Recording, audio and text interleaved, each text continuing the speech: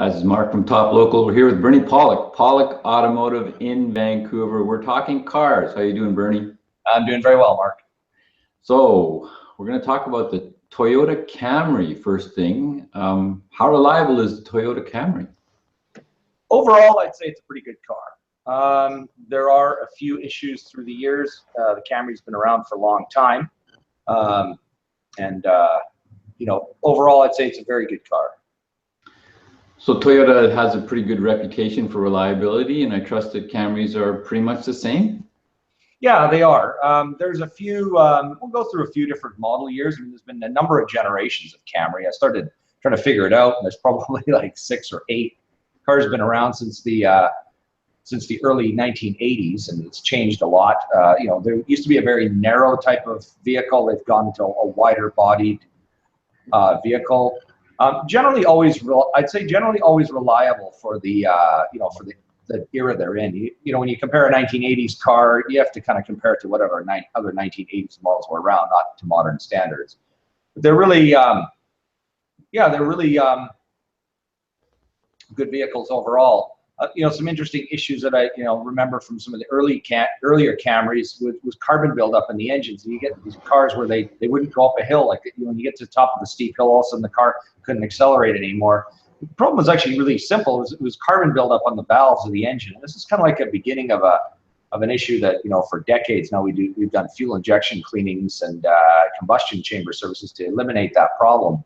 But what would happen is that intake valves would get covered in carbon deposits, and the fuel injectors would be injecting fuel, and would all get soaked and absorbed into the carbon. And so as the engine's going up the hill, that it wasn't getting enough fuel. So that's kind of an interesting issue. But something I remember for the older Camrys. Also, the older Camrys used to have transmission problems as well. But I mean, these are so far in the past. I can't remember the last time I saw one of those 80s generation Camrys. Camry's one of those cars where it's a good practical car, and once it's lived its lifespan, people just send them to the trash can, so to speak. So how about the later ones? How are they? Later ones are good. I mean, they've got progressively better. There is an issue with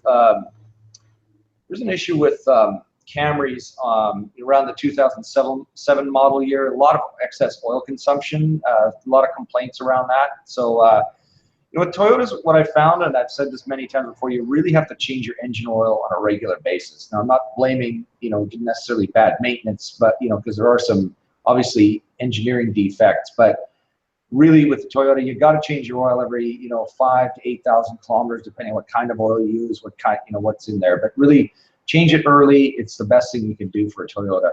But definitely around the 07 model year, a lot of complaints of excessive oil consumption.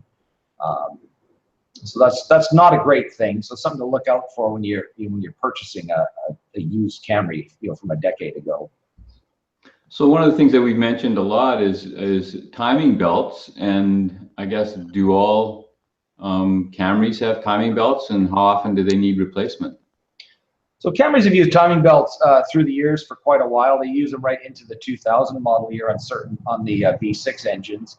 Generally, the interval on them is around 160,000 kilometers, but in the earlier models, the interval was more around 96,000 kilometers or 60,000 miles. So you just need to know which year and model it is to find out when the timing belt interval is. But the 4 cylinders have not used a timing belt in a long time, and all the newer 6s are all chain driven. So you don't need to worry. But the best thing to do is just you can look up the information or call a mechanic you trust and get the information. So in the late 2000s, Toyota had the sudden acceleration issue, non-issue, blown up kind of thing. Were Camrys one of the affected models? They were. Camrys were one of the models. I was doing a little research before we got on on this hangout, and around the late 2000 when the recalls started coming out, the sudden acceleration issues. Camrys are definitely one of them. I think there's about 5 million vehicles affected. It was a big recall. To put things in perspective, I mean, a lot of the problem is just floor mats sticking on the accelerator pedals. I mean, that was part of the issue. And we see that in a lot of customers' cars when people come in with complaints of things. The car doesn't go fast enough. There's a floor mat stuck underneath the gas pedal, or so you really got to be careful. If you ever, watch where your floor mats are positioned on your car. It doesn't, not just Toyota, but any car. Anyway, so the recall dealt with the floor mats. Then they actually also redid the accelerator pedal, because there did turn out to be some issues with the accelerator pedal, and they did some reprogramming with the vehicle in order that, you know, if you, it's electronic reprogramming, but if you push the brake on the vehicle, you know, and you had your foot on the accelerator at the same time, it would actually cut the engine power, which is interesting, because I noticed that when we go to diagnose modern vehicles, I mean, a lot of older techniques that we would use sometimes would be to put the right foot on the gas pedal to accelerate and put the brake on, and we could use this technique for certain things. And I notice a lot of newer cars, you can't do that. The moment you put the brake on, the engine won't run anymore. And it's kind of frustrating for a mechanic to do a diagnostic, you know, when you're only limited to certain things, the computer limits you. But that's one of the safety features they put in. It's a good idea, because obviously if your car's having runaway acceleration, you want to be able to stop it. So overall, it sounds like this is a pretty good car.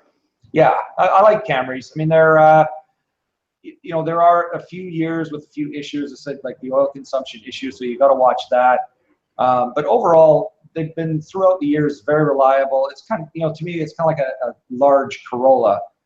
Maybe not quite as reliable as a Corolla, but pretty close.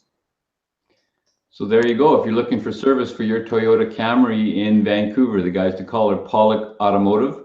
You can reach them at 604-327-7112. You must book ahead. They're busy. Or check out their website, pawlikautomotive.com. Thanks a lot, Bernie. Thanks, Mark.